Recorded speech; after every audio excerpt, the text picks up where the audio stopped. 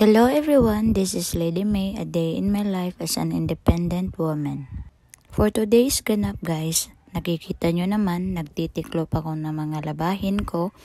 At ayan na nga, kahit pagod na pagod ako guys, kay buhaton dyan ako na, kay ngano dagan kayo, samo kayo sa akong kwarto guys. O, kita nyo naman yan, napakarami.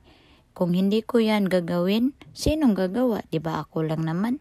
Ug mao gina ang angay na akong buhaton guys, kay wa man ko'y kauban diri, ako raman usa, ako rang kaugalingon mo na bisag kapoy kay ko, ako gihapong buhaton ang mga trabahoonon diri sa ako ang abangan sa akong kwarto. Kay kung dili na nako buhaton, ako ra gihapoy samukan, ako ra gihapon moy hasulan. Kay di man jud ko ganahan og samok guys, ganahan ko inana lang ba, komportable og limpyo bitaw sa akong pananaw. Nya maora to for today's ganap guys, kay namilo ra ko. Maora na, ingat!